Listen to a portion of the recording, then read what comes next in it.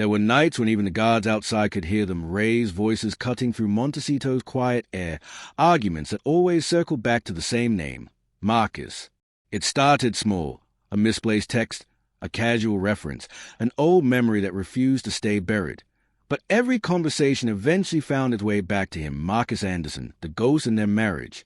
One night, it went too far. Harry had been scrolling through Meghan's old laptop, searching for photos to include in the charity anniversary post. Instead, he found something else, a folder buried deep, innocently titled Old Times.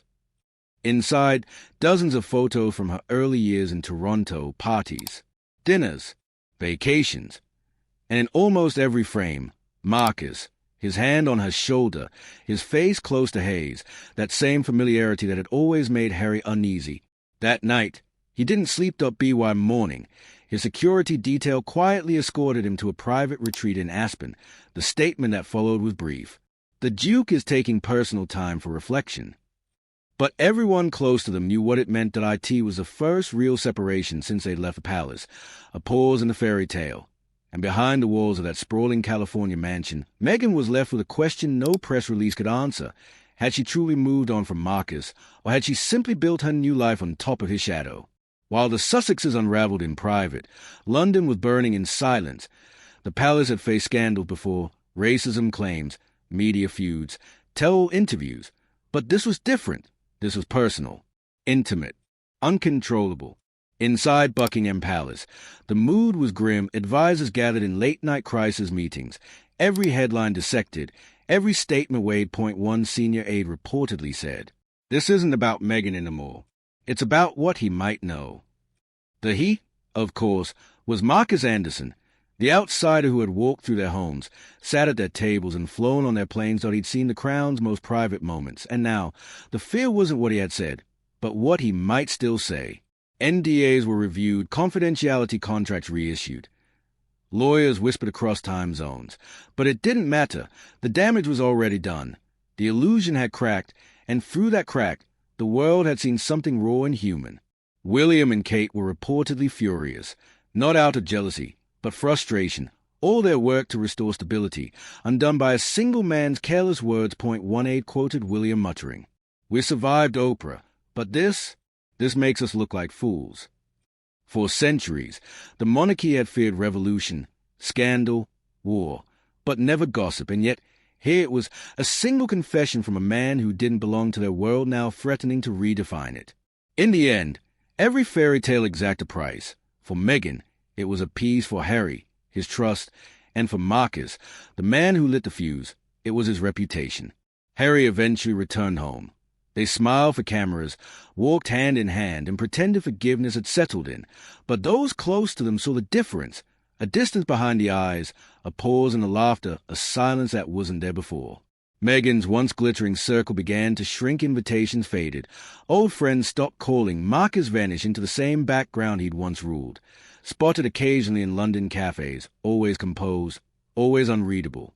Some say he regrets it, others say he planned it.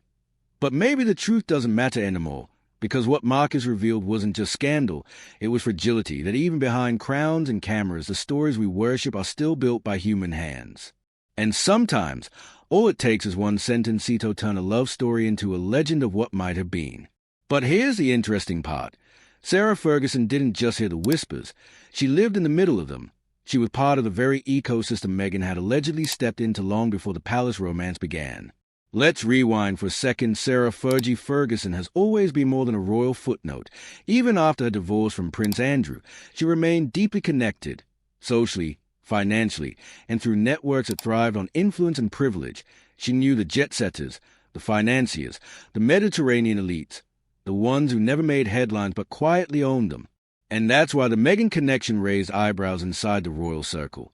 Because if the Yacht whispers were even half true, if those social overlaps existed, then Fergie would know, not from gossip columns, from personal experience, from shared guest lists, mutual acquaintances, and those private events where cameras were never allowed but stories never died. Now, here's where things twist. When Meghan sat across from Oprah in 2021 and said she was already friends with Princess Eugenie before Harry, it sounded innocent enough. But to people in the know, it was a quiet red flag, because friendship with Eugenie meant proximity to Fergie, and through Fergie, direct access to circles Meghan wasn't supposed to know before Harry. So the blind date story, the palace-approved fairy tale, starts to fray at the edges. How blind can a meeting be if the social circles were already crossing long before? Let's connect the dots. Marcus Anderson, Meghan's close confidant and network builder, had deep ties in London's private club scene through Soho House. Ron Burkle, billionaire, philanthropist, and known yacht owner, was part of that same elite sphere, and Andrew? His reputation for attending exclusive gatherings on private yachts is well documented. Different people, same rooms, different stories, same scene. So when whispers say that Meghan may have been seen at the same events as Andrew or Fergie before Suits fame, it doesn't sound like wild conspiracy anymore. The IT sounds like overlapping privilege, a quiet world of exclusivity where introductions were currency and appearances were everything. To be clear, none of this proves anything sinister, but it does suggest something crucial, that Meghan's path into royalty wasn't accidental, that IT was gradual, deliberate, and guided by connections that existed long before that so-called blind date. And if Sarah Ferguson really was present in those years, if she did see Meghan in those elite circles before Harry, then she holds a missing piece to the entire timeline. Not because she's trying to expose Meghan, but because she knows exactly where the official story doesn't match the private one. Because inside the royal world, truth doesn't always come from press. Sometimes it comes from the people who were standing quietly in the background, watching the game long before the rest of us even knew it had begun. Soho House wasn't just a members-only club. IT was a network, the invisible bridge between Hollywood and high society, a place where deals were made, secrets were traded, and reputations were built. Marcus Anderson, Meghan's longtime confidant, wasn't just an employee there, he was a gatekeeper. He decided who got in, who mingled, who connected. And in that world, introductions were never random. They were curated. Fergie knew that world too. In the early 2010s, she attended events with several Soho House regulars, designers, financiers, and London social power players. She was always on the edge of the same crowd Meghan was trying to enter. If Fergie truly had insight into those overlapping circles, she wouldn't need to expose state secrets. She could simply outline the timeline, connect names, and suddenly, the fairy tale meeting between Harry and Meghan stops looking quite so innocent. Now imagine what happens if she puts that in print. A chapter that quietly hints that Meghan's rise wasn't accidental. That key introductions, the ones leading directly to Prince Harry, were engineered, not fated. That narrative alone would detonate the Sussex brand of modern love and destiny. And the palace wouldn't need to lift a finger. That's why whispers say certain insiders wouldn't stop her from writing it. They wouldn't openly back her, but they wouldn't interfere either. Because if Fergie tells her story carefully, targeting Meghan, not the monarchy, she becomes useful again. A counter-narrative wrapped in personal memoir. And here's what makes her so volatile. Fergie is reportedly facing mounting financial pressure. Her properties are expensive, her income uncertain, and her long-standing connection to Prince Andrew keeps doors closed. A tell-all, especially one that shifts public sympathy away from the Sussexes, could be both lucrative and redemptive. The IT would make her relevant again. She's been underestimated before, but Fergie has survived more scandals than most royals have faced in a lifetime. She knows timing. She knows when to play loyal, and when to remind the world she knows more than she's ever said.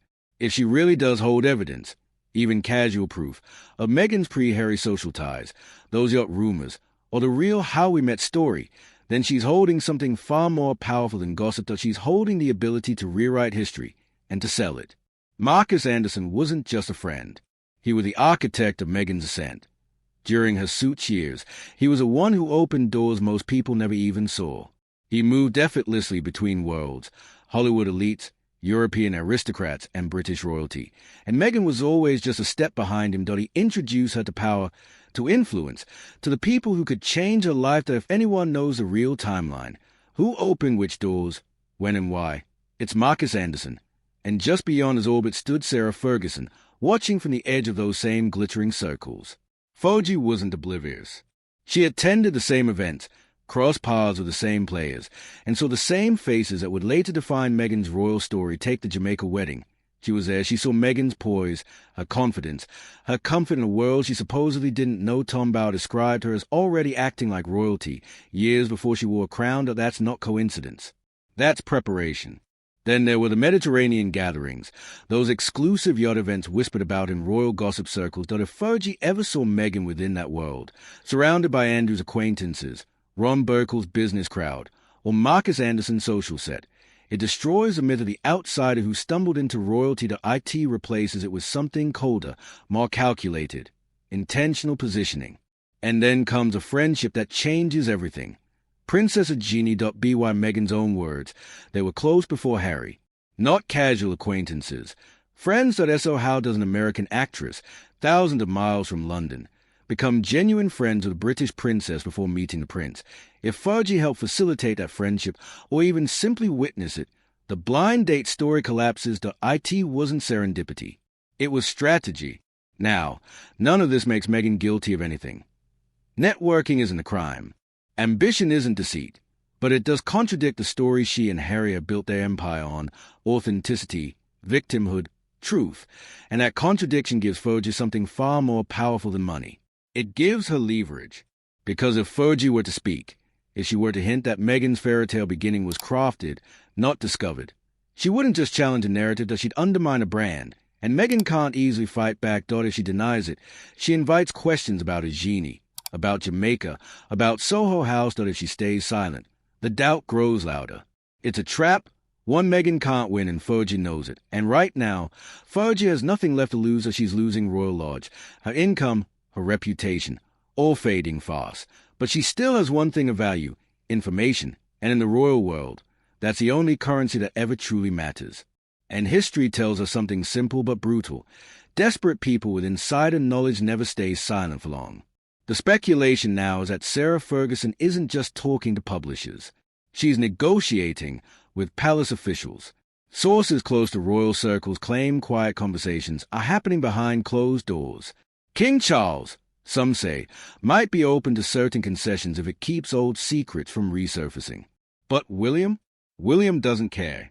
He's reportedly said to be untouchable, clean, composed, and with nothing Fergie could weaponize. And that's exactly why Meghan becomes useful. Because if Fergie turns her sights on Meghan, everyone wins. Except Meghan. Fergie gets a redemption arc in a best-selling book. The palace gets a convenient distraction from bigger scandals. And the press get the kind of storm that prints money.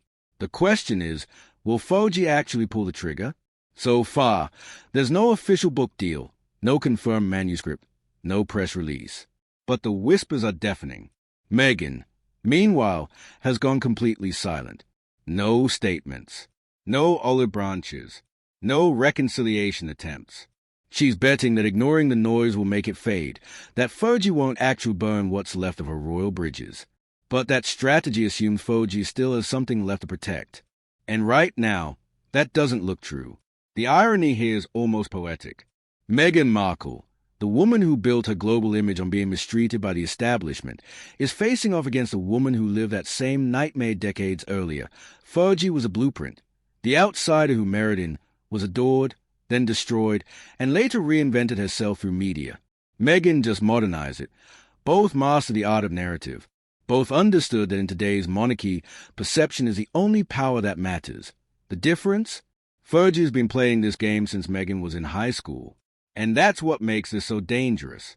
Because if Fergie talks, if she confirms that Meghan's blind date story was PR polish, if she provides evidence that those connections existed long before Harry, then Meghan's empire doesn't just take a hit.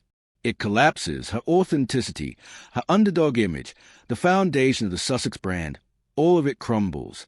Right now, Fergie sits alone in Royal Lodge, facing eviction, watching her legacy slip away while Meghan lives out the life she once wanted. Luxury, fame, relevance. That's not a woman who stays quiet. That's a woman who plots her comeback. And if those close to her are right, if she really does know the true timeline of how Meghan entered royal circles, then this isn't about gossip anymore.